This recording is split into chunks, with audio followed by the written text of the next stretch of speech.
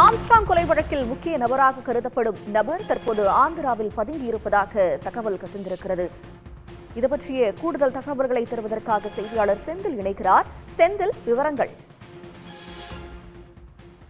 பகுஜன் சமாஜ் கட்சி மாநில தலைவர் ஆம்ஸ்ட்ராங் கொலை வழக்கில் முக்கிய நபராக கருதப்படும் பிரபல கூலிப்படை கும்பல் தலைவன் பல்லாவரம் சிசிங் ராஜா ஆந்திர மாநிலம் ராஜமுந்திரி மற்றும் கிருஷ்ணாபட்டினம் துறைமுகம் பகுதியில் மாறி மாறி பதுங்கி இருப்பதாக போலீசாருக்கு தகவல் கிடைத்திருக்கிறது. தற்போது அவரை பிடிப்பதற்கு போலீசார் தீவிரமாக அவரை சுற்றி வளைப்பதற்கு போலீசார் தீவிரம் காட்டி வருகின்றனர்.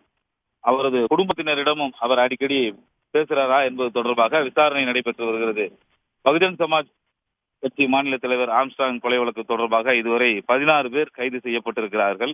இந்த கொலை வழக்கில் பல்வேறு ஆற்காடு சுரேஷ் கும்பல் தலைமையிலான கும்பல் மட்டுமின்றி வேறு சில கும்பலுக்கும் தொடர்பு இருப்பதாக போலீசார் சந்தேகித்து அதன் அடிப்படையில் தற்போது நடவடிக்கையானது தீவிரமாக நடந்து வருகிறது. குறிப்பாக ஆம்ஸ்ட்ராங் அதாவது ஆற்காடு சுரேஷின் நெருங்கிய கூட்டாளிகளில் ஒருவரான சிசிங் ராஜா இந்த கொலை திட்டத்துக்கு அதாவது ஆம்ஸ்ட்ராங் கொலை திட்டத்துக்கு முக்கிய நபராக கருதப்படுகிறார் என போலீசார் தரப்பில் தெரிவிக்கப்பட்டிருக்கிறது. இவர்தான் ஆம்ஸ்ட்ராங்கை கொலை செய்யும் போது அதாவது பெரம்பூரில் முதல் லேயரில் எந்த டீம் நிற்க வேண்டும், அடுத்த லேயரில் எந்த டீம் நிற்க வேண்டும் என திட்டங்களை வகுத்து கொடுத்ததாக போலீசார் தெரிவித்திருக்கிறார்கள்.